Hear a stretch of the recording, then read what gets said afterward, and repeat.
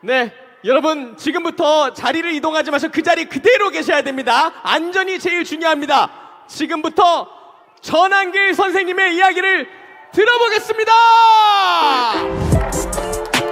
전한길, 전한길, 전한길, 전한길.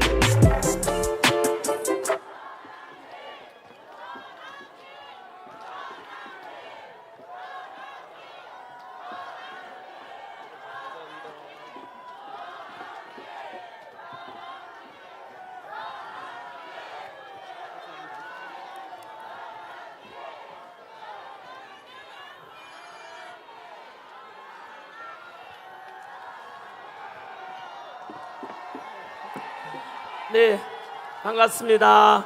전한길입니다. 인사드리겠습니다.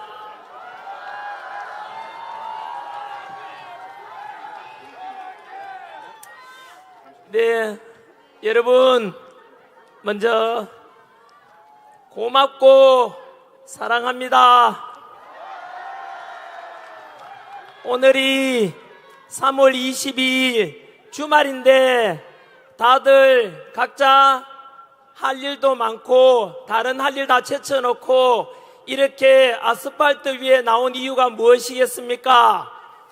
바로 자유민주주의를 지키고 또 우리나라 사랑하는 마음, 그래서 각자 태극기 들고 성조기 들고 나오신 모든 여러분들이 바로 진정한 애국자고, 여러분들 때문에 윤석열 대통령이 직무복귀될 것이고, 그 덕분에 우리 자유민주주의 대한민국은 제자리 찾아가고 더욱더 발전할 것이라 믿습니다.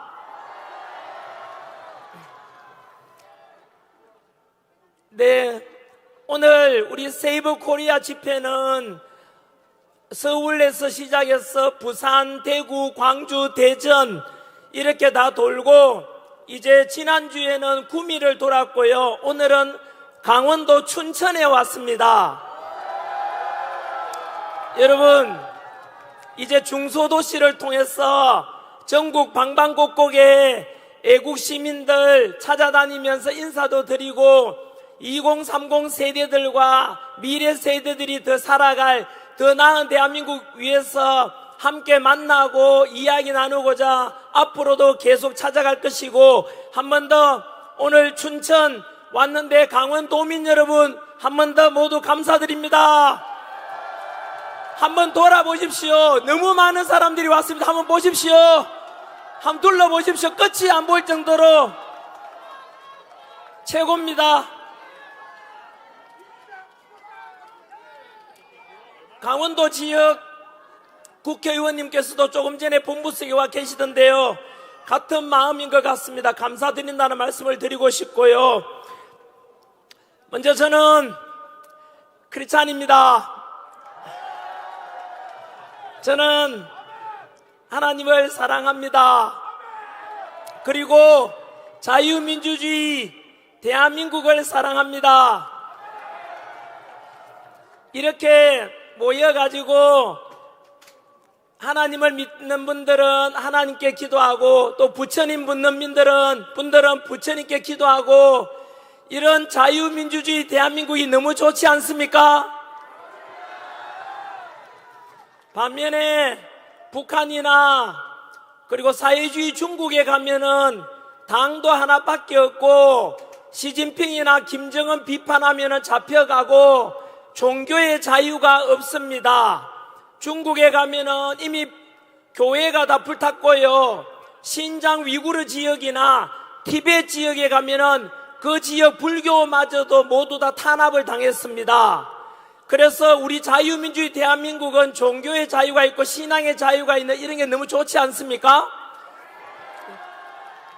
중국하고 실용주의로 가는 건 좋겠지만은 그렇게 사회주의 체제가 되고 종교 자유도 없고 신앙 자유도 없는 그런 체제는 저는 절대 반대합니다, 여러분.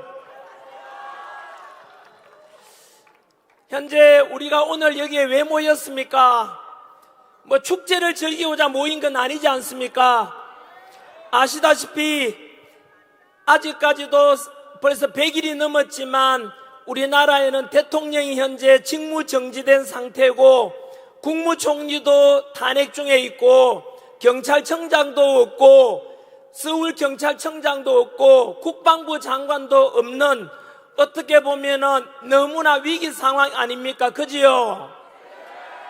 그래서 이 오늘 제 연설은 춘천에서 진행되지만은 여기 언론인분들이 많이 와 계시기 때문에 전국 방방곡곡에 많은 분들이 보고 계실 거라 생각이 듭니다. 저는 오늘 이 마이크를 들고 바로 정치하는 분들께도 부탁드리고 싶습니다. 정치하는 지도자들이 잘했으면은 우리가 이 주말에 아스팔트에 나와서 이럴 필요도 없을 것 아닙니까? 대한민국은 지금 현재 이 위기 속에서 탄핵을 찬성하는 쪽의 집회도 어느 쪽에 열리고 있을 거고요. 반대하는 집회도 이것처럼 너무나 많은 사람들이 모여가지고 목소리를 내고 있지 않습니까? 그래서 지금 대한민국은 너무나 안타깝게도 국민들이 거의 두 조각이 나 있는 상황입니다. 하지만 여러분, 제가 수능 강사할 때 학생들한테 그렇게 이야기했습니다. 인생을 살던 인생론도 그렇고 국가론도 마찬가지로 지금이 위기라면은 위기에는 두 가지 뜻이 포함되어 있습니다. 위험하고 기회의 합성어가 위기라고 합니다. 지금 쉽게 말하면 우리나라는 탄핵 정국 속에서 정치, 경제 힘든 것뿐만 아니라 사회적 갈등은 크게 달하고 있습니다. 모든 국민들께서 참으로 걱정하는 마음으로 이렇게 지켜보고 계시고 또한 이런 나라 살려야 되겠다 싶어서 놀랍게도 비상기업 상황에서 바로 우리 2030 청년 세대들이 먼저 뛰쳐나와가지고 이러면 안 되겠다 싶어 나왔지 않습니까? 저는 이렇게 생각을 합니다. 지금 현재는 TV만 켜고 유튜브에 들어가기만 하면은 온통 싸우고 뭐 그런 뉴스밖에 갈등 뉴스밖에 없지만은 이번에 탄핵 정국을 잘 극복하면은 아까 말씀드린 대로 위험은 기회와 합성 아닙니까? 위기가 그지요? 그래서 우리 대한민국이 망하기를 바라는 나라들이 누군지 압니까? 여러분 사촌 논사면 배 아프다는 것처럼 국가관계도 마찬가지로 우리나라가 잘 나갈 때는 이웃나라가 못 나가고 이웃나라가 잘 나갈 때는 우리가 찌그러지고 그랬습니다. 일제 식민 지배를 할 때는 일본이 잘 나갔지만 우리는 식민 지배를 받았지 않습니까? 6.25 전쟁을 통해서 우리끼리 싸우는 동안에 일본이 그 6.25 물자 보급 때문에 다시 일어나게 됩니다. 이게 역사입니다. 따라서 이번 탄핵 정국 끝나고 나면은 왜 우리끼리 싸우고 우리끼리 분열해서 망하면은 이웃 나라들이 좋아하지 않겠습니까? 그런 짓을 할 필요가 없지 않겠습니까? 그래서 저는 분명합니다. 언제나 분열이 아니라 통합을 원하고 갈등이 아니라 화합을 원합니다. 그래서 지금은 이렇게 탄핵 때문에 갈라져 있지만은 한 번 더 말씀드리지만 이 탄핵 정국을 우리가 지혜롭게 잘 극복하고 나면은 국민들은 다시 통합되고 자유민주주의는 더욱더 강화되고 새로운 더 강한 대한민국이 저는 이루어질 것이라고 믿습니다, 여러분.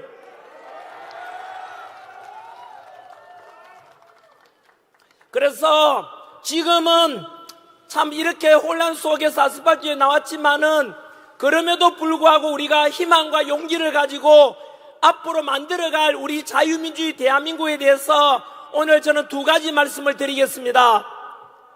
이제 다음 주에 예상되는 우리 윤석열 대통령의 아마 헌법재판소의 탄핵에 대한 선고가 아마도 결정될 것 같습니다. 비상계엄 12월 3일 이후로 지금 110일 정도가 지났습니다. 이 기간 동안에 있었던 일에 대해서 한번 제가 역사 강사로서 시간상으로 정리를 한번 해보겠습니다.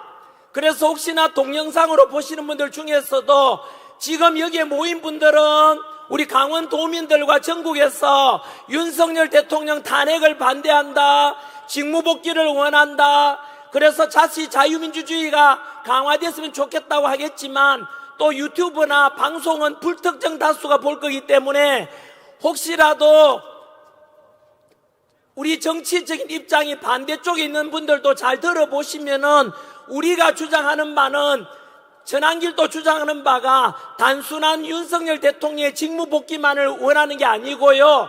그 이상 다시 말하면 자유민주주의 수호하고 대한민국이 발전해야 된다는 이런 생각을 가지고 자유민주주의 수호를 위해서 목소리 내고 있지 않습니까? 그렇다면은 탄핵을 찬성하는 쪽이든 반대하는 쪽이든 간에 자유민주주의를 수호하고자 하는 이 목소리에 대해서는 아무도 반대할 수가 없을 겁니다. 그렇지 않겠습니까? 지난해 우리는 12월 3일 날 깜짝 놀랄 만한 일이 있었지 않습니까? 바로 윤석열 대통령께서 비상계엄을 선포했고 그 뒤로 12월 한 달 동안에는 탄핵이 각하되냐 아니면 가결되느냐 기각되느냐 이런 논란이 많았고 12월 달에는 그 추위 속에서 공포감 속에 살았습니다. 첫 번째는 비상계엄은 곧 내란이다 이래가지고 그 공포감 속에서 국회에서 윤석열 대통령을 탄핵시켜버렸지 않습니까? 그때 기억나십니까? 비상계엄은 내란이다 하고요. 그런데 여러분 지금 이제 비상계엄은 내란이다라고 말하는 사람 많지 않습니다. 왜냐하면요 예전에 이승만 대통령 때나 박정희 대통령 때도 역시 비상계엄이 선포됐던 적이 있었거든요. 하지만 비상계엄이 내란이란 말 들어본 적 있습니까? 없잖아요. 역사적으로도 대통령이 비상계엄 선포했는데 그거를 가지고 내란이라고 하는 적은 없습니다, 여러분. 그러면은요, 그 당시에는 언론에서 막 떠드니까 윤석열 대통령이 내란이 모양이다 해가지고 국회의원들마저도 겁이 나가지고 대통령 그냥 탄핵시켜버렸어요. 심지어 여당인 국민의힘 의원들까지도 일부 동참했지 않습니까? 그리고 언론에서는 계속 내란 하니까 국민들도 마찬가지로 긴가민가 했지 않습니까? 그때 여러분 윤석열 대통령 지지율이 몇 %였느냐 하면은 10% 되었어요. 이 말은요 거의 90% 가까운 국민들이 바로 비상계엄은 잘못됐다, 내란일 수 있다 이랬던 것입니다. 부끄럽지만은 지금 돌아보면 전한길도 그랬습니다. 비상계엄은 뭐냐 이거 21세기에 우리 민주화된 대한민국에서 이거 뭐냐. 저도 처음에는 미친 짓이라고 좀 극단적인 표현을 썼었어요. 하지만 여러분 제 생각이 잘못됐지요. 여러분들은 언제부터 깨달은지 모르겠지만은 그래서 비상계엄은 내란이 아니라 대통령 헌법에 규정된 헌법 66조에 나오는 대통령의 고유 권한이다. 그래서 우리는 무엇에 관심을 가지게 됐냐 하면은 도대체 비상계엄을 그렇다면 왜 선포했지? 왜냐 비상계엄 선포했을 때는 그날 밤에는 너무 무서웠거든요. 혹시나 밤에 유혈 사태가 발생하거나 국회에서 군인들이 왔다 갔다 하니까 무서웠지 않습니까? 그런데 아침에 일어나 보니까 비상계엄으로 인한 헌정 중단이라든가 국정문란이 있었습니까? 없었습니까? 없었지요. 다들 알다시피 2시간 만에 국회의원들이 의사당 본회의장에서 비상계엄 해제를 의결했지요. 그것을 받은 윤석열 대통령이 국무회의를 거쳐서 6시간 만에 비상계엄이 없어졌지 않습니까? 부상자가 있습니까? 없습니까? 없죠. 이런 비상계엄 본 적이 있습니까, 여러분? 그러면 무엇일까에 대해서 우리는 궁금해할 필요가 있지 않겠습니까? 실제로 오염된 언론에 의해 가지고 비상계엄 때 막 사살조가 있었다. 그리고 며칠 전에도 아직도 선동하지요. 그때 비상계엄이 성공했더라면은 시신 담는 비닐 있잖아요. 3,000개가 준비되고 있었다라고 민주당에서 이야기하지만 그거 다 괴담이고 가짜 아닙니까? 이제 국민들은 다 알아버렸는데 아직도 민주당에서는 국민들을 속이고 국민들은 모를 것이라 하지만 우리 국민들이요, 지난 3개월 동안 탄핵 정국 속에서 너무 많은 걸 알아버렸어요. 금방 말씀드린 대로 비상계엄은 내란이 아니잖아요.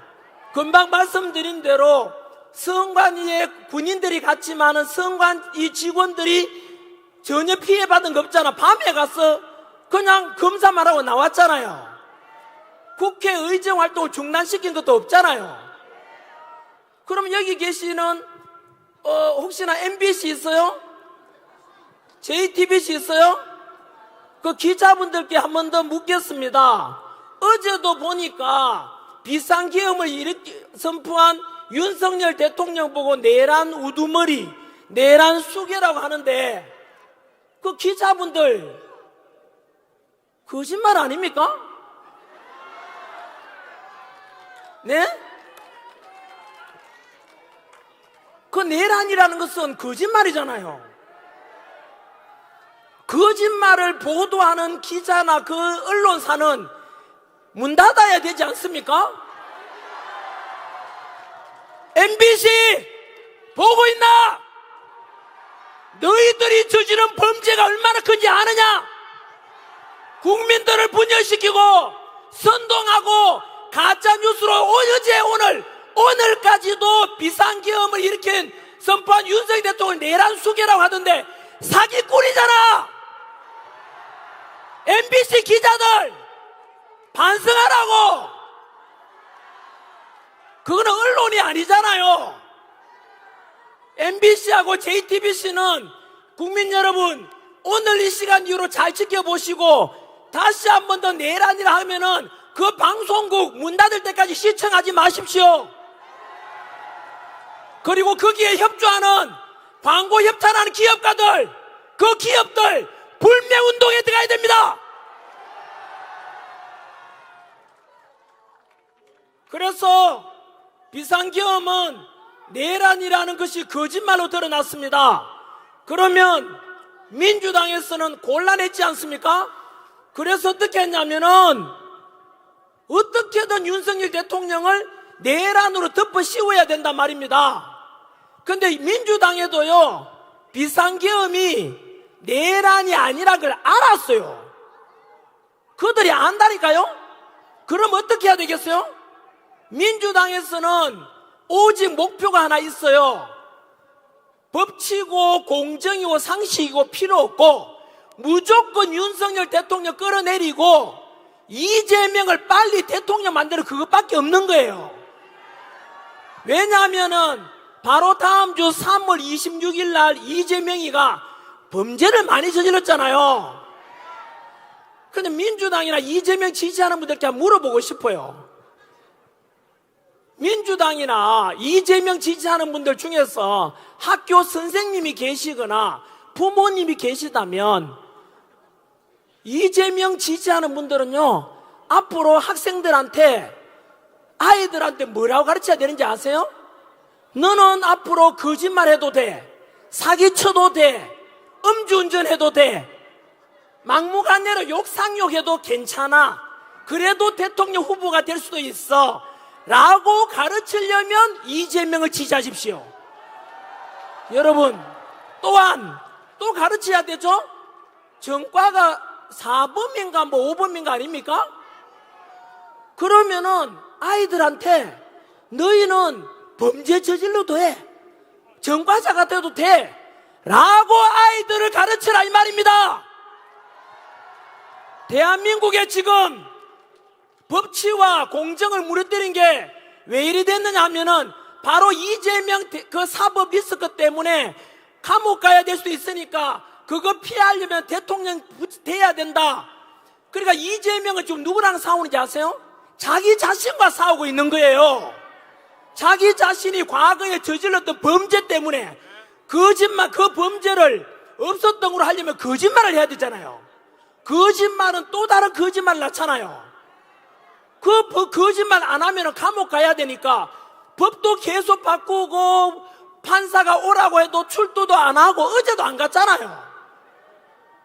여러분, 이런 것은 저는 민주당을 지지하든 안 하든 간에 이런 것은 민주당 의원들도 사실은 부끄러운 줄 알아야 돼요.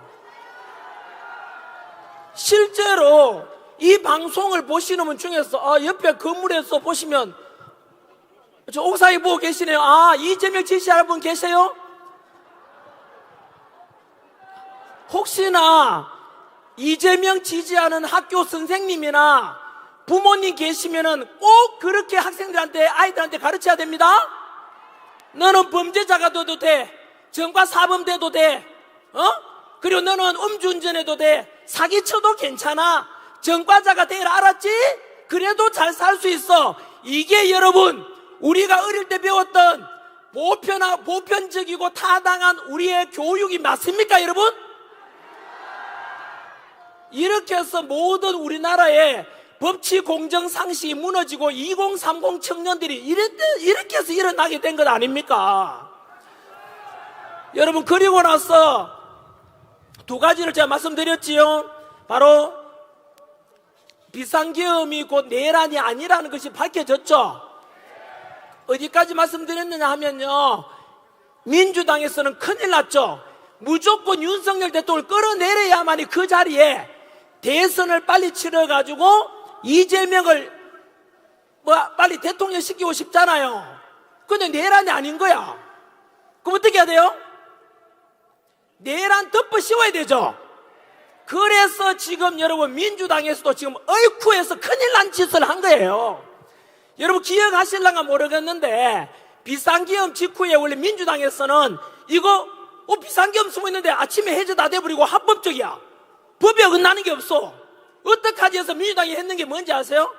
원래 대통령은 형사상에는 바로 내란이나 외환이 아니면 형사상 소출을 받지 않아요. 그래서 내란이 아니니까 뭐 했느냐면 외환을 덮으시고, 외환, IMF 외환 위기 그게 아니고요.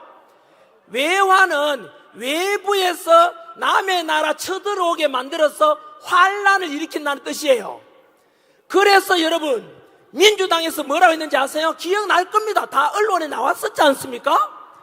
윤석열 대통령이 북한 김정은한테 이야기해가지고 풍선을 보내거나 드론을 보내가지고 국지전을 일으켜라라고 이야기했다고 합니다. 여러분, 윤석열 대통령은 철저한 한미동맹, 철저한 방공, 그런 기본 정책이 있는데 어떻게 북한을 끌어들일 때 말이 됩니까, 여러분? 안 되니까 거짓말 하다가 민주당이 이제 슬그머니 빠져가 외환이란 말 안 하잖아요. 그럼 또 어떻게 해야 돼요, 그만? 여러분, 두고 보시면 알겠지만은 탄핵 정부 끝나고 나면요, 민주당은요, 당이 해체될 만큼 범죄를 저질렀어요. 뭐냐면은 금방 말씀드린 대로 내란죄를 덮어 씌우려니까 안 되잖아요. 거기서부터 또 거짓말이 나왔죠. 이거는 여러분, 바로 헌법재판소에서 탄핵 심리 과정에서 드러난 것입니다. 바로 비상계엄 때 국회에 왔었던 특전사령관 곽종건 사령관이 있었어요. 그 곽종건 사령관한테 민주당에서는 그 당시에는 막 내란이라 분위기가 강했으니까 찾아가가지고, 야, 곽종건 사령관 일로 와봐라. 니 내란에 가담했지? 내란 가담하면 사형 아니면 무기징역이야. 하니까 곽종건 사령관이 정신 똑바로 차리고 저는 명령에 따라서 뿐입니다 하면 될 낀데 뭐라 했는지 아세요? 그럼 어떡하면 돼요? 어떡하면 돼요? 이런 거야. 그러니까 민주당 김병주 의원, 민주당의 박범계 의원, 민주당의 부성찬 의원, 이런 의원들이 불러가지고, 야, 우리가 너를 봐줄 테니까 너는 국회의사당에서 대통령이 국회의원을 끌어내라고 했다고 가짜 증언을 하라고 회유를 한 거예요. 그러니까 곽종건 사령관이 그 회유에 넘어가가지고 뭐 했습니까? 국회에 가서 사진 리허설도 하고 김병주 의원이 운영하는 유튜브에 출연도 했어요. 그 긴박한 와중에. 가서 거짓말 했는 것이 지금 드러났다 아닙니까? 여러분, 거기다 또 뭐인지 아세요?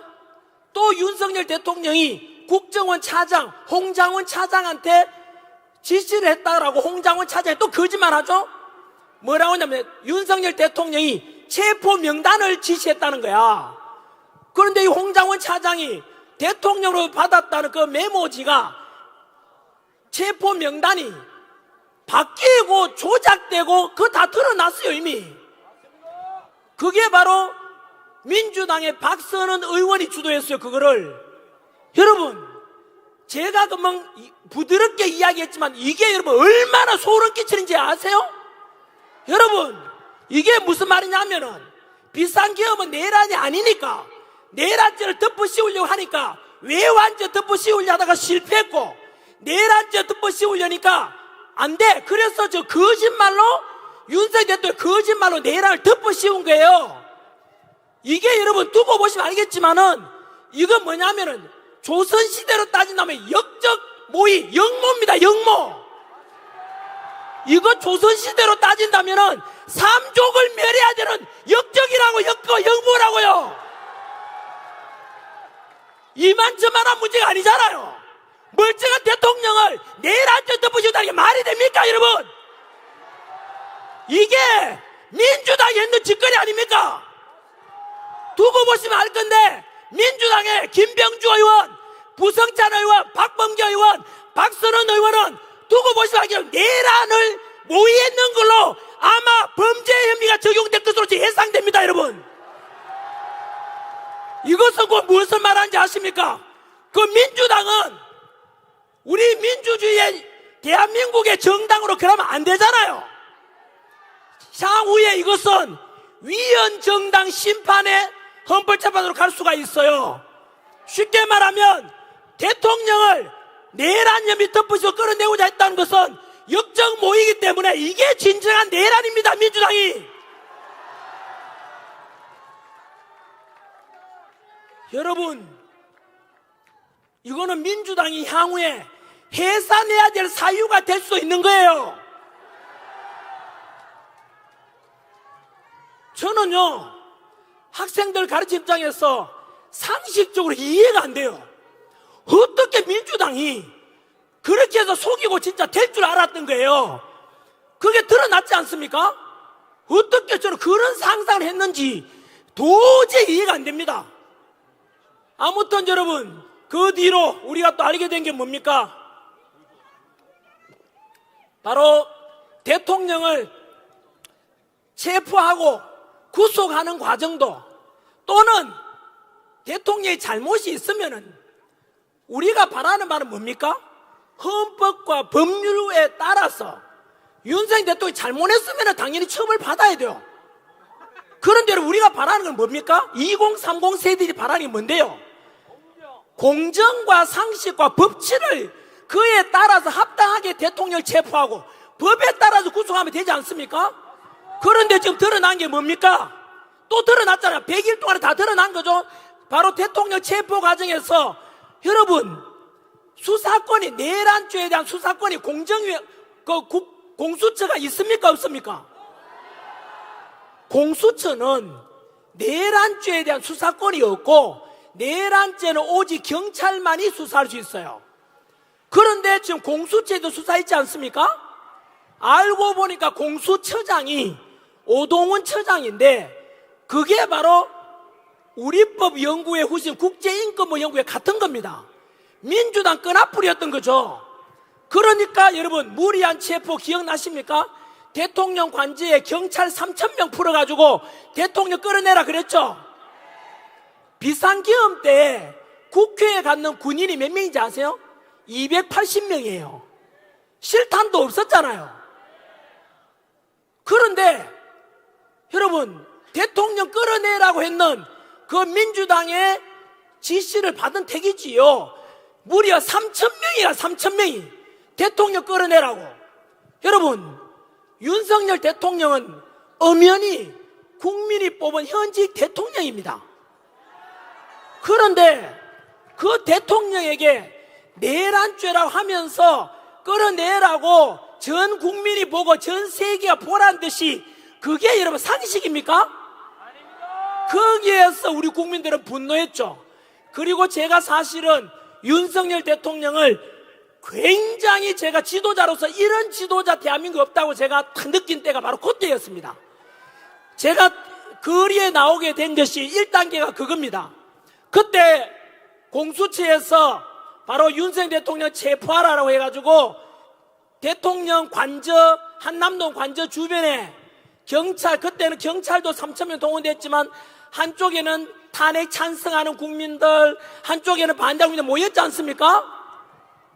그때 민주당에서 뭐라 했는지 아세요? 총 맞더라도 끌어내라 그랬습니다. 대통령을. 그때 제가 완전히 돌아버립니다. 여러분 뭐라고 했는지 알아요? 경찰 보고 총 맞더라도 대통령 끌어내라 그랬거든요. 여러분 제가 공무원 강사로서 제 제자들 중에서 경찰이 정말 많습니다. 저는 그런 말 듣는 순간 저는 이거는 어떻게 여러분 상상 한번 해보십시오. 어떻게 민주당이라는 국회의원 놈이 새끼가 어떻게 우리 경찰 보고 총 맞더라도 끌어내라고 그런 말 할 수가 있습니까 여러분? 그때 여러분 윤석열 대통령 기억나십니까? 한참 그렇게 대치 과정에서 경호처하고 경찰이 대치 와중에 윤석열 대통령께서 하신 말씀이 탄핵을 찬성하든 반대하든 다 우리 국민 아닌가? 경찰도 우리 국민이고 경호처도 우리 국민 아닌가? 한 사람도 다치게 할 수 없다. 내가 끌려가겠다 있지 않습니까? 여러분 이게 바로 진정한 지도자 아닙니까? 전국에 계시는 우리 12만 명 경찰 여러분, 총 맞더라도 끌어내라고 하는 민주당하고 경찰이든 경호처든 아무도 다치게 할 수 없다고 하는 윤석열 대통령 중에서 누가 경찰편인지 똑똑히 보고 선택하십시오.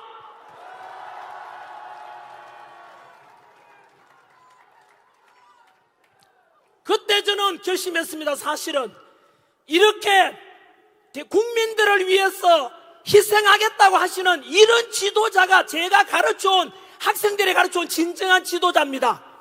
어려울 때 내 몸을 아끼지 않고 백성들 국민들을 위해서 희생하겠다는 그게 진정한 지도자 아닙니까?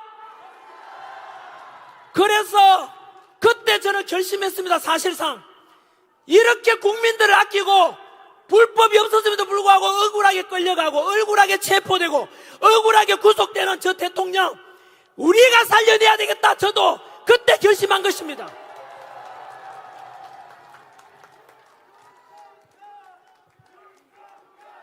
윤석열, 윤석열, 윤석열. 좋습니다. 충분히 우리 윤석열 대통령께서는 칭찬받아 마땅합니다. 그럴 자격이 있습니다. 우리나라를 이끌어갈 진정한 지도자답습니다. 역사 속에서 어려워져 보면은 그때 모든 것이 드러나는데 바로 그 다급한 상황에서 국민들을 다치게 하면 안 된다. 내가 끌려가겠다 했던 저는 그 마음이 진정성 아니겠습니까? 그 뒤로 헌법재판소의 시간이 됩니다. 그런데 헌법재판소도 마찬가지로 재판 심리 과정을 또 다 받지 않습니까? 원래 대통령 탄핵 심리는 180일 안에 이루어지면 됩니다. 6개월간 여유가 있지 않습니까? 적어도 내란죄도 아니지만 내란죄라 하더라도 설령 하더라도 한 나라의 대통령이 아닙니까? 국민이 뽑은 지도자 아닙니까? 6개월간 충분히 뭘 잘못했는지 알아보고 심판해야 될 거 아닙니까? 그런데 기억나시죠?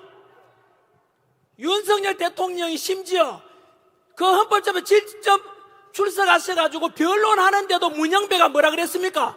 초식에 재놓고 끊었지 않습니까? 그때 여러분 기억나십니까? 춘천지검 아닙니까 이게? 춘천지법입니까? 그때 그분이 판사분이 말씀하시기를 이거는 일제강점기 때 일본 판사보다 더 수악하다, 더 심하다라고 했습니다. 문영배는 헌법재판소장 대행으로서 어떻게 대통령에 대한 현직 대통령이잖아요. 그런데 자기 하수인 대하듯이 야 그만해 말하지 마 이거 아닙니까? 그때 국민들은 또 받지 않습니까? 그리고 그때 기억나십니까? 그게 1월 달이었습니다. 2월 이어질 때인데 왜 그래 급하지? 180일 동안 충분히 심판하고 재판해야 되는데 왜 그렇게 다급하게 하느냐라고 국민들이 궁금했지 않습니까? 말이 안 되잖아요. 이유는 알고 계시죠? 바로 다음 주가 되면은 이유를 정확하게 알 수 있지 않습니까? 역시 퍼즐이 맞춰지죠? 왜 그렇게 급하게 재판을 진행했을까? 바로 3월 26일 이재명 범죄 혐의가 너무 많아. 2심도 재판 선고가 있는 날이야. 그러니까 여러분 어쨌든 민주당의 목표가 뭐라 그랬죠? 합법 법치고 공정이고 필요 없고 이재명 대통령만 되면 된다 그거잖아요. 그래서 이재명 친구 문영배 헌법재판소 권한 대행이 그렇게 빨리 진행하려고 했던 거예요. 왜냐하면은 이재명 감옥 가는 걸 막으려면은 빨리 대통령 후보로 나오면은 당선되면은 뭐 감옥 안 가도 된다 이거 아닙니까? 여러분 또 보세요. 그렇게 해서 다급하게 진행하던 헌법재판소 재판이 벌써 2월 말입니까? 벌써 끝났어. 마지막 변론까지도 2월 1월 2월 16일 날 벌써요. 한 달이 지났네요. 2월 26일 26일 날 그렇게 문영배가 서두르는 바람에 대통령 할 말도 못하게 하고 그냥 인용하겠다 뜻 아닙니까? 잘라버리겠다 이 뜻이죠. 그렇게 다급하게 해놓고는 2월 26일 날 재판 마지막 최후 변론이 끝났어요. 그런데 지금 한 달 다 돼 가는데 아직도 선고를 하고 있어요? 못하고 있어요? 못하고 있죠. 왜 그럴까요? 바로 우리 국민들이 들고 이러는 바람에 바로 그들의 각본대로 안 되는 거예요. 쉽게 말하면 여러분 기억나십니까? 처음에 윤석열 대통령이 비상기업 선포 때 지지율은 10%대밖에 안 되니까 그냥 90% 가까이 국민들이 윤석열 대통령 지지 안 하니까 박근혜 대통령 때도 그랬거든요. 박근혜 대통령 탄핵 때도 10%가 안 됐어요. 대통령 지지율이. 그러니까 헌법재판관 안에서도 박근혜 대통령이 탄핵감이 아닌데 라고 했지만 국민들 90% 이상이 탄핵하라 하니까 그냥 그 촛불에 타 죽을 것 같아가지고 그냥 탄핵 다 해버렸대요. 지금은 우리 알아버렸죠? 여러분 2주 전 3월 8일 날 윤석열 대통령께서 구치소에서 석방될 때 기억나십니까? 바로 구치소에 억울하게 갇혀 계셨지만 한 번도 비굴하게 굴지 않고 떳떳하게 바로 국민만 바라보고 가겠다 했고 그 구치소에 나오신 날 기억나십니까? 그날 인사하던 거 기억나십니까? 저는 그때 너무 감동했습니다. 울었습니다. 윤석열 대통령께서 눈물 꾹 참고 계시는 거 보셨어요? 그때 바로 뭐라고 말씀하셨습니까? 관저로 돌아오셔서 바로 구치소에 갇혀 계시는 윤석열 대통령을 살려낸 게 바로 누구 덕분이라 그랬습니까? 바로 국민 여러분 덕분이라 그랬지 않습니까? 2030 세대와 미래 세대 덕분이라 그랬지 않습니까? 여러분들이 윤석열 대통령 살려낸 것입니다. 자유민주를 지킨 것입니다. 여러분 우리의 지난 한겨울부터 아스팔트의 그 추위 영하 속에서 외쳐왔던 자유민주의 수호 윤석열 대통령 복귀시키라는 것이 헛되지 않았다는 뜻입니다. 그러다 보니까 어느덧 윤석열 대통령 지지율이 50%를 넘었어요. 그러니까 문영배하고 이재명이 원했던 각본이 다 틀려버렸잖아요. 그래서 여러분 지금 최후 변론 끝내고 거의 한 달 가까이 돼가지만 지금 판단을 선고를 못하는 거예요. 안에서 생각이 뭐겠습니까? 여러분 이런 속에서 우리는 이제 중간에 조금 시간이 좀 또 다 됐다고 되어 있네요. 아직 여러분 원고 절반도 못했습니다.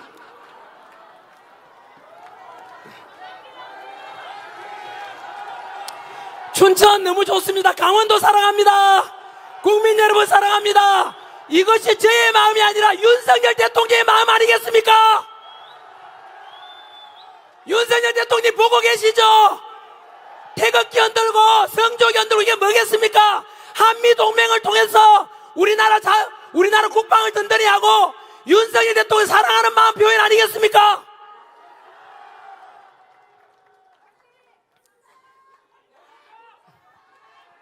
아무튼 그 탄핵 정국 속에서 이제 또 드러난 것이 선관위의 많은 문제점들도 드러났고 언론에 국민들 선동하는 거 많이 봤지 않습니까?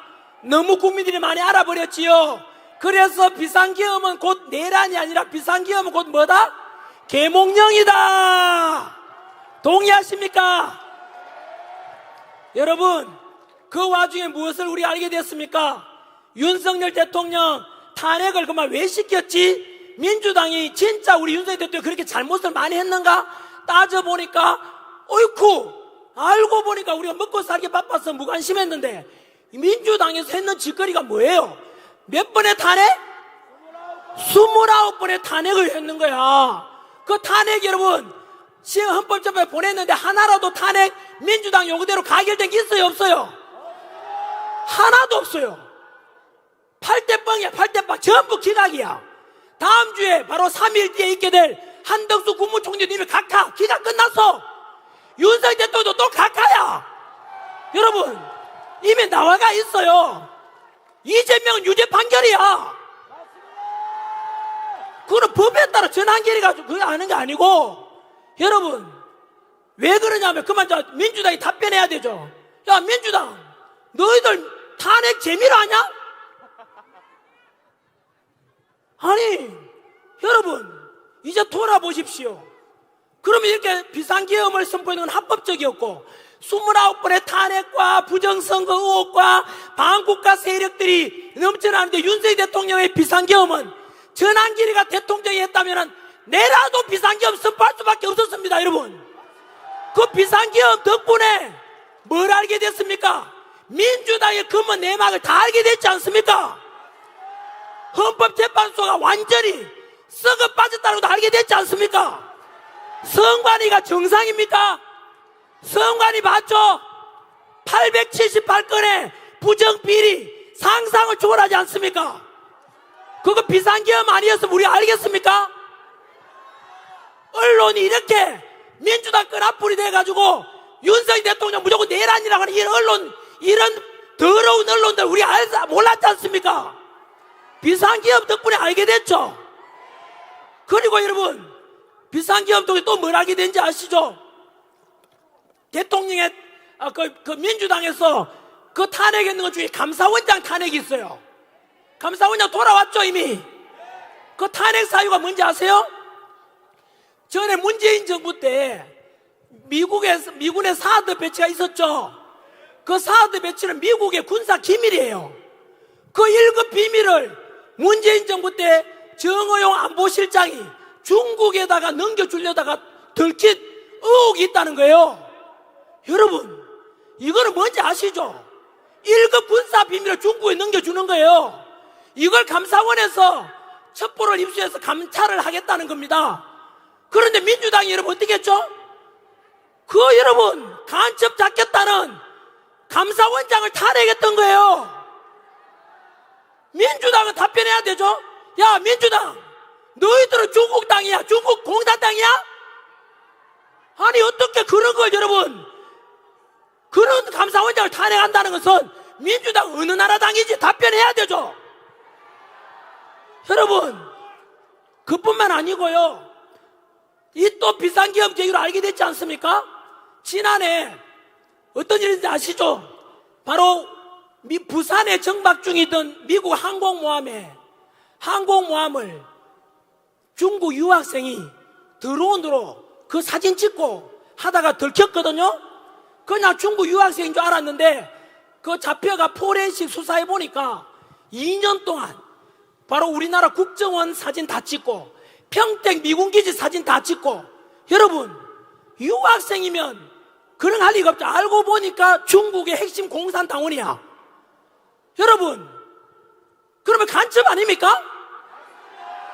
그러면 여러분, 그 간첩죄를 적용해서 잡아야 되는데, 그래서 지금 현재 우리나라 법은 간첩죄는 북한 사람만 이렇게 간첩을 적용할 수 있는데, 우리나라의 반도체 기술 빼가는 사람들, 우리 석유가 납니까? 지하자원이 납니까?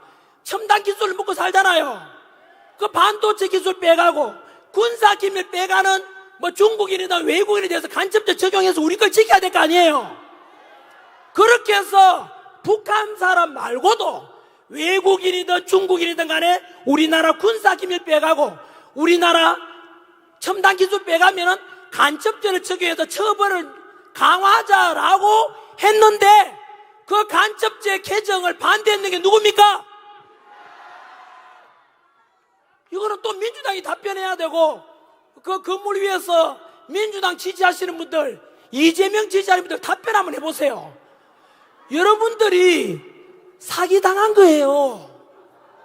민주당 좋아했는데, 진보인 줄 알았는데, 나도 진보다 민주당 지지다 알고 보니까 지금 민주당 했는 게 뭐라고요? 저는 여러분 근거 없는 이야기 안 합니다. 오직 꿈에라도 거짓말 하지 말라. 진실만 말하는 거예요. 결국은 또 민주당이 답변해야 되죠. 민주당, 그러면 간첩을 봐주자는 말이네. 민주당은 도대체 간첩 옹호하는 당인지 답변해야라. 알겠냐? 여러분, 답변을 넘어서 이런 민주당이 우리나라 당이 맞습니까, 여러분? 민주당 지지했던 분들 지지하는 건 좋은데 알고는 있어야 되지 않겠습니까?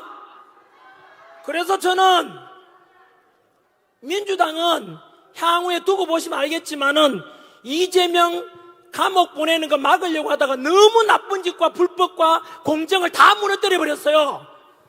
그러면 민주당 안에서도 흔히 말하는 이재명 지지 안 하는 사람도 있을 거 아니에요.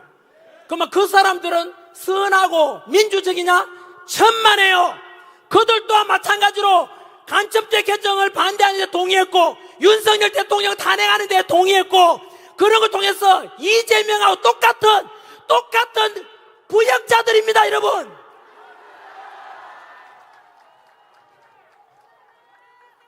어떻게 민주당 이렇게 망가질지 저는 이해가 안 됩니다. 전환길이 지금 뭐 하고 있는지 아세요? 민주당 걱정해주고 있어요. 저지랄 하다가 민주당 우리나라에 사라지게 된다니까요. 여러분, 민주당 이름에 더불어민주당 민주가 어디 있어요? 야, 민주당 지지하는 사람들 옥상에 계시면 답변해 보세요. 더불어 협박당, 카카오톡 검열한다, 여론조사기관 협박한다, 간첩 편들고 있다. 더불어 간첩당 아니야 이거? 더불어 협박당이잖아. 더불어 독재당이잖아. 앞으로 민주당은 당명을 개정해라. 더불어 독재당, 더불어 협박당, 더불어 공산당 하면 좀 내가 심했나? 그거는 조금 두고 보겠습니다. 너무 많이 길어졌나요?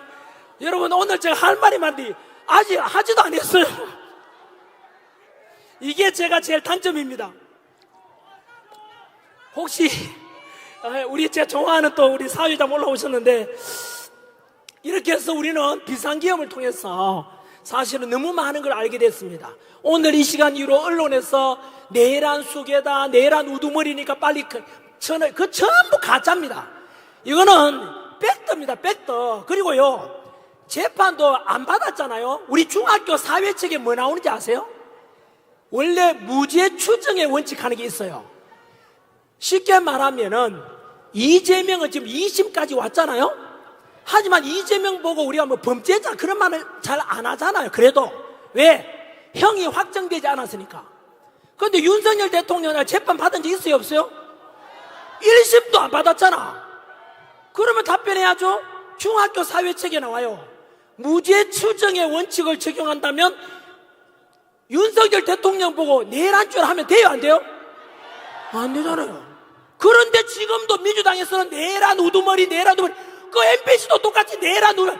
그 자식들 전부 가짜야. 국민 선동하고 있는 거잖아요. 저는 이해가 안 된다니까요. 아무튼 비상계엄 계기로 해서 국민들이 많이 알아버렸죠. 또 하나는 정치가 이렇게 중요한지를 또 다 알았죠. 정치가 혼란스러우니까 경제가 혼란스럽고 사회 갈등이 심해지는 거 알지 않습니까? 그래서 앞으로 비상계엄과 우리 탄핵 정국이 끝나고 나면 지금 여러분들이 정치에 관심 갖는 만큼 더욱더 정치에 관심을 가지고 우리 매의 눈, 독수리의 눈을 가지고 민주당이 하는 짓거리를 잘 감시해야 돼요. 그래가지고 악법을 만들지 못하도록 해야 돼요. 그죠? 그래서 정치를 외면한 가장 큰 대가는 이런 말이 있어요. 플라톤이 있는 말인데요. 정치를 외면한 가장 큰 대가는 가장 저질스러운 인간들에게 지배를 당한다. 이렇게 되어 있습니다. 그래서 꼭 정치에 많이 관심 가져주시고요. 우리 행사 이거 제가 다 망가뜨릴 것 같은데요. 뭐 하려고 오늘 올라왔는지 아세요? 4페이지 중에서 아직 이제 2페이지 했고요. 제가 이런 적이 처음인데 춘천과 제 강원도 도민들 너무 사랑해서 그런가 봅니다. 이거 저는 훌륭한 연설이 못 됩니다. 왜냐하면은 훌륭한 연설은요, 아까 우리 앞에 했던 분들처럼 임팩트 있게 짧게 해야 되는데 전환기는 질질 끌고 이건 제 자신이 조금 오늘 이런 적이 없었는데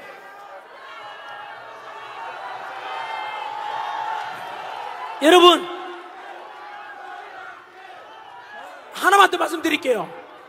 29번의 탄핵 그리고 전환기를 하지 마세요. 전환기를 뭐라고요? 전환기는 무슨이고 윤석열 대통령 우리 국민들이 주인공이라 했잖아요. 저는 무슨이니까 됐고요.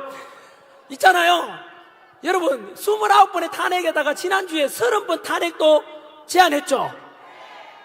대통령의 대행에 대해 최상목까지도 40역 임명 안 한다고 또 탄핵시키겠대요.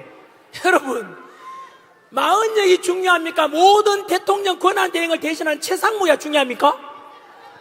최상목은 지금 국가를 대신하고 있잖아. 대통령을 40역이 그게 뭐라고?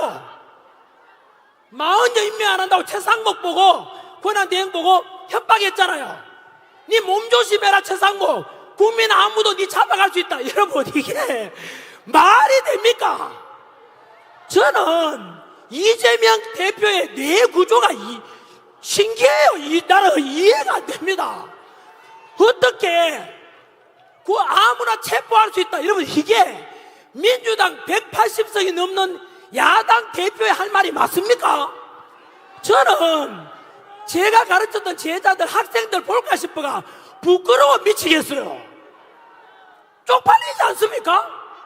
제정신이 아니야 이거는.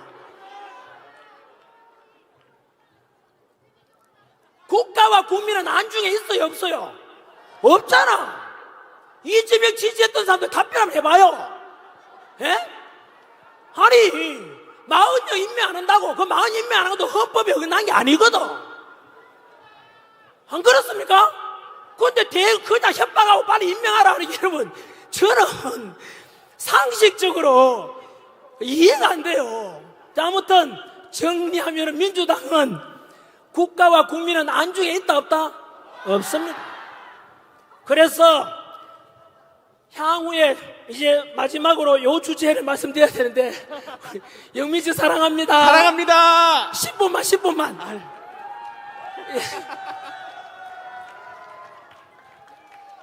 대신에 모인 김에 갈 때 그냥 가지 마시고 춘천에 닭갈비 많이 드시고 가고 편의점 가서 물건이라도 하나 사가서 춘천시에 도움을 좀 주십시오.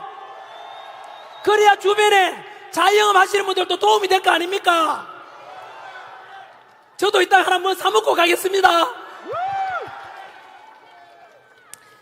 여러분 저한테 묻더라고요. 참 저거는 제가 오해를 하나 풀고 가야 되겠는데요. 요즘 언론에 보니까 또 뉴스에 전환길이가 용산에서 윤석열 대통령이 초대해가지고 이렇게 식사까지 같이 했다는데 그거 가짜입니다 여러분. 지금 여러분 이 시국에 제가 그거 가가지고 식사하고 말이 됩니까? 여러분 두고 보시면 알겠지만 윤석열 대통령께서 이것도 보실지 모르겠지만 저는 언제나 머슴이라 했듯이 윤석열 대통령이 용산에 오라고 저보고 불러도 국민들 대신해서 딴 분들 보니 저는 안 갈 겁니다. 왜냐하면은 여러분 오늘 아침에도 제가 아침에 헌법재판소 갔다 왔거든요. 일주일, 오늘이 9일째 갔어요. 매일. 왜 갔는지 아세요? 사진 찍으러 가고, 그게 아니고요. 거기에 기자도 없습니다. 왜 가는지 아세요?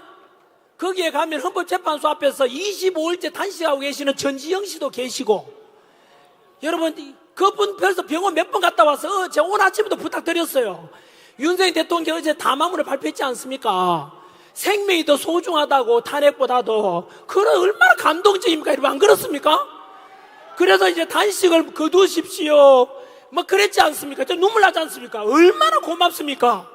그래서 제가 거기에 단식하는 분 여러 분 계시거든요. 제가 무릎 꿇고 부탁했어요. 생명을 지키셔야죠. 그래서 윤석열 대통령 다음 주가 되면 직무 복귀돼가지고 다시 자유민주주의 수호하고 잘 사는 걸 봐야 되지 않겠습니까? 생명 위독하면 안 되지 않습니까? 하면서 제가 부탁드리러 갔어요.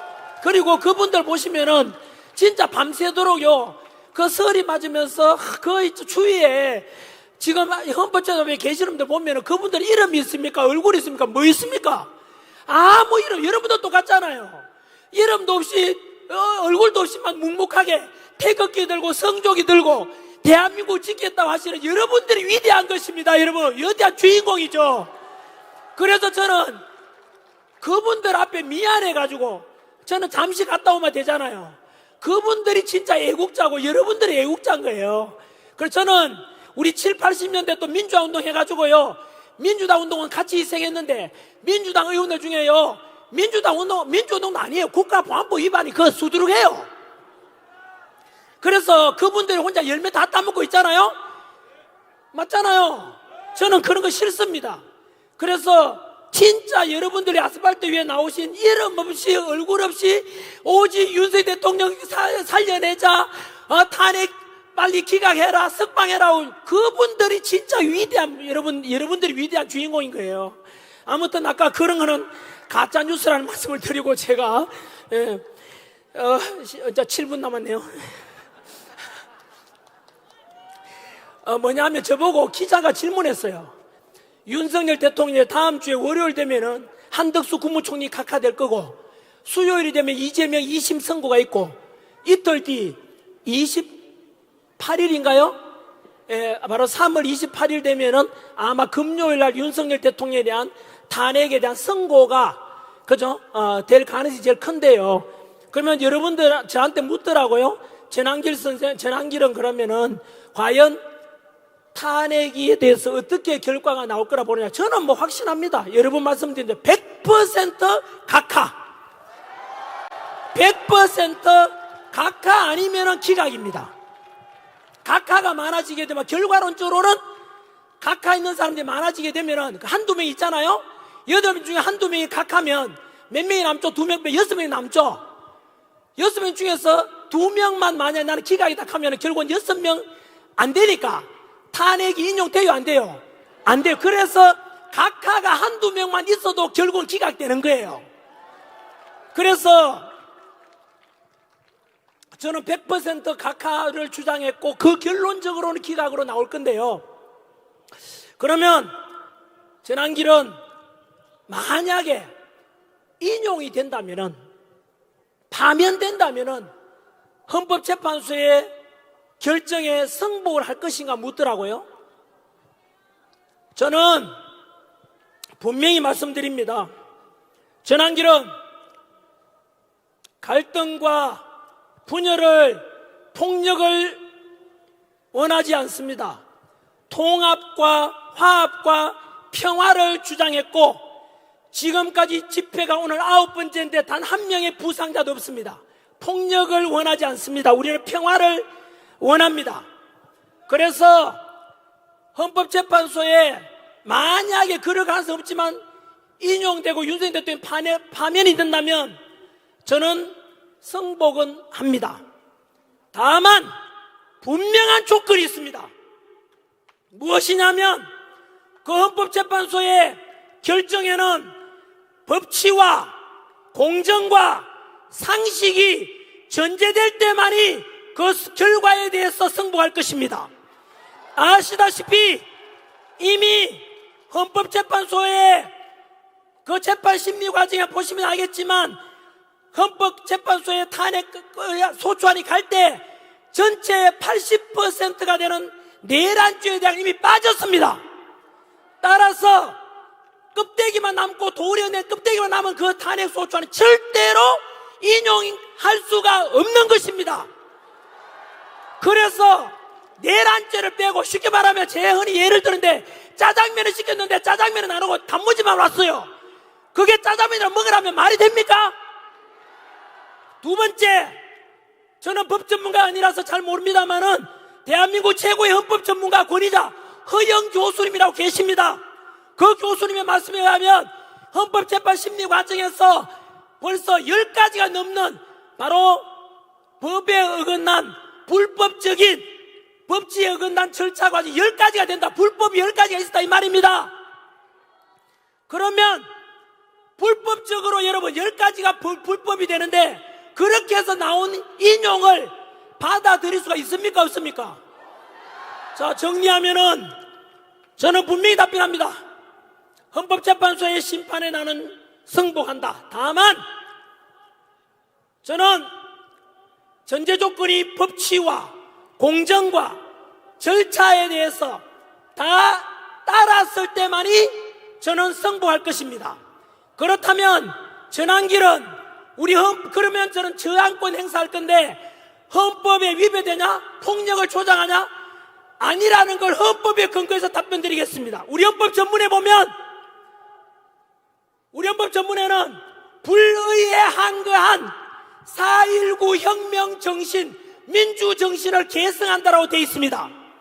여러분, 지금 헌법재판소에 아까 말씀드린 대로 이미 10가지의 법에 어긋난 재판 심리가 있었고 본질적인 내란죄를 빼고 심리를 하고 있지 않습니까? 이미 불의한 재판관들 문영배, 이미선, 정정미, 정계선 다 불의한 재판관들입니다. 문영배 부도덕성 여러분이 다 드러났지 않습니까? 이미선 여동생 이상희 변호사가 대통령 퇴진 주장했지 않습니까? 정계선 자기 남편 황필기 변호사가 대통령 퇴진 탄핵 주장했지 않습니까? 재판 회피 신청을 하는 게 법치입니다. 상식입니다. 정정민은 주적이 누구냐? 북한이라고 말할 수도 없다고 했던 재판관입니다. 이런 속에서 헌법 정신에 맞춰보겠습니다. 여러분, 금방 말씀드린 대로 10가지 넘는 법에 어긋난 심리가 있었고 본질적인 내란죄를 빼고 이렇게 해서 엉망투성이의 심판을 하고 있는데 불의한 거 맞지 않습니까? 불의한 그런 헌법재판소의 결정에 따라서 인용이 된다면 파면된다면 그 불의에 맞서는 것을 저항하는 것이 바로 우리 헌법 정신입니다. 여러분, 만약에 언론에서는 시끄럽다, 헌법재판소가 불법이든 법치에 어긋나든 공정이 무너졌든 무조건 따라라고 하는 언론이 있다면, 그런 민주당이 있다면 그것은 국민들을 개돼지로 보는 것이며 민주주의에 그리고 우리 헌법 정신에 완전히 정반대되는 주장이라고 저는 주장합니다. 그로 인해서 헌법재판관들도 알 것입니다. 절대로 제가 말씀 그런 근거에서 100% 대통령에 대해서는 각하와 그리고 기각이 될 것임을 저는 확신하는 것입니다. 마지막 2분만 결정되고 난 뒤에는 제가 요거는 다음 주는 제가 어디더라? 울산을 갑니다. 세이브 코리아. 저는 울산 가는데 울산 가서 한 말씀 드리겠습니다. 그때는 아마도 헌법재판소 심리가 선고가 끝났을 때쯤 싶은데, 만약에요 각하가 되거나 기각되지 않습니까? 1차적으로 윤석열 대통령 직무 복귀하겠죠? 그 다음에 우리가 해야 될 일이 있습니다. 여러분, 정치는 기본적으로 2가지 정치는 해야 될 게 있습니다. 정직해야 되고 책임을 져야 됩니다. 그러면 여러분, 12월 3일 비상계엄 이후로 지금까지 115일, 다음 주에 115일 되는데 지금까지 모든 국민들이 갈등을 빚었고 경제적인 손실이 어마어마하고 그리고 국민들은 차가워 이미 돌아가신 분이 2분이 계시지 않습니까? 그 모든 것을 일으킨 것은 누구 때문입니까? 탄핵을 주장했던 민주당이 모든 것의 원흉 아닙니까? 책임을 져야 될 거 아닙니까? 죽어가신 분들과 우리가 이렇게 고통스럽게 한겨울부터 100일 동안 투쟁해온 것에 국민들 분열시킨 것이 다 누구 때문입니까? 민주당 때문 아닙니까? 반드시 책임을 물어야 됩니다.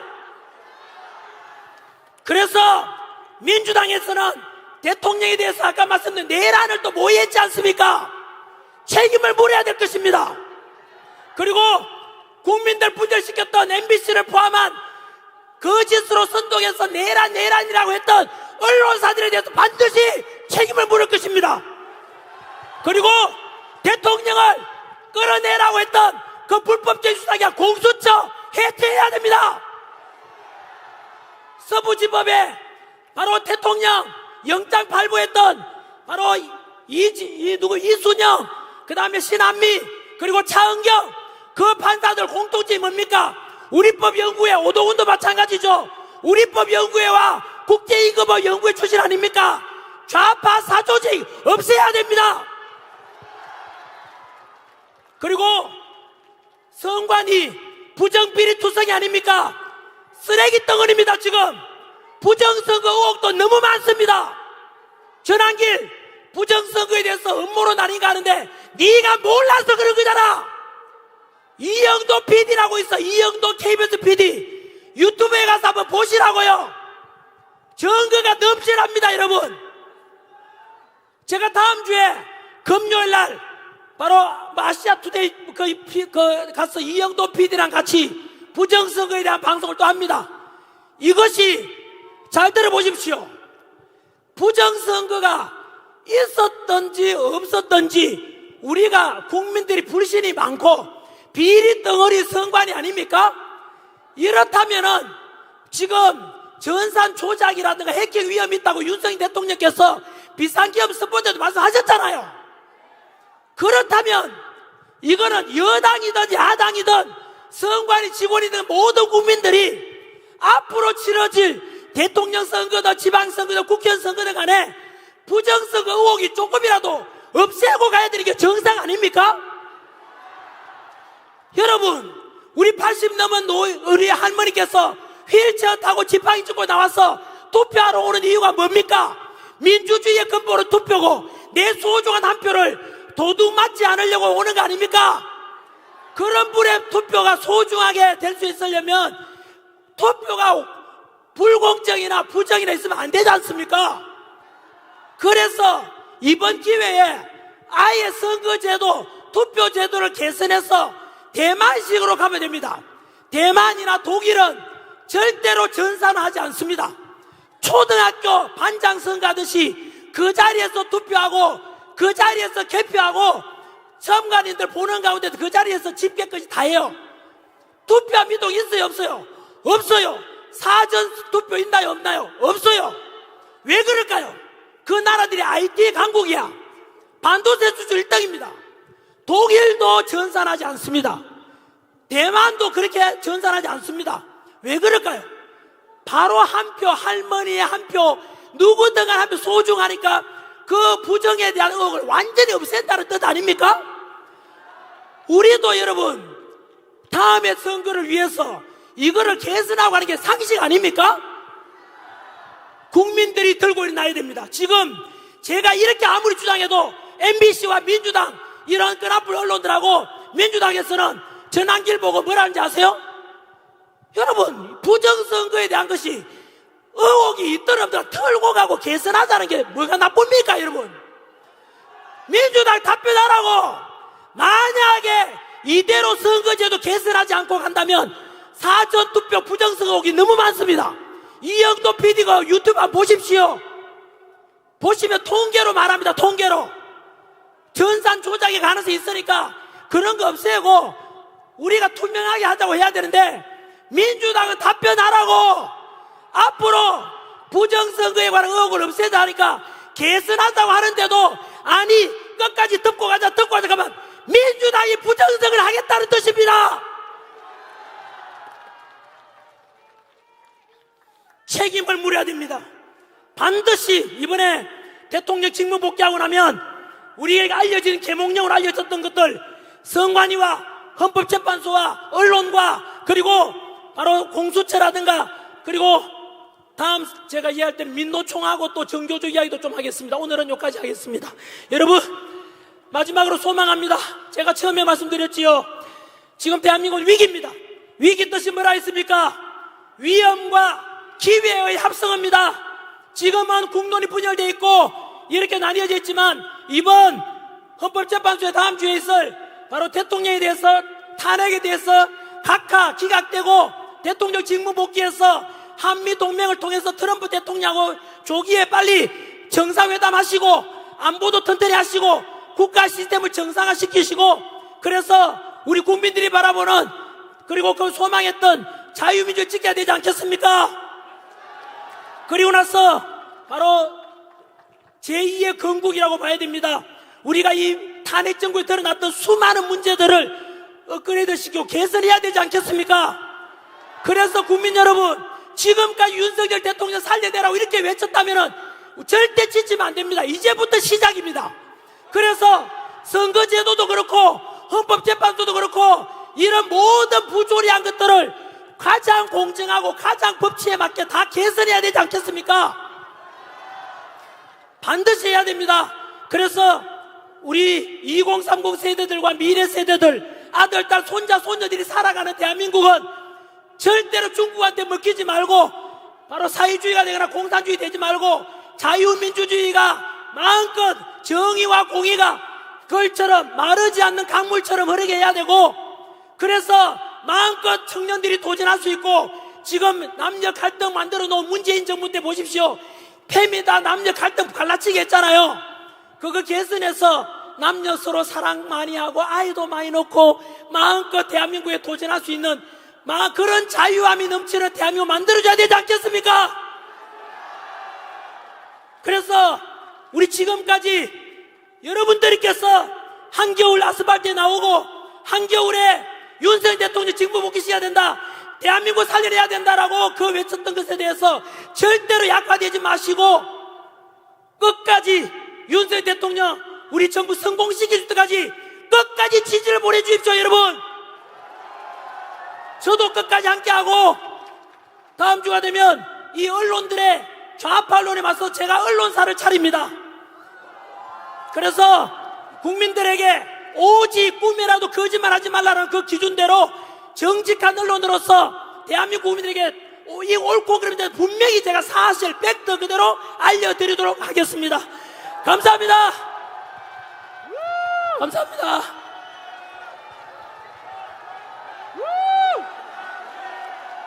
지난 길 말고 윤석열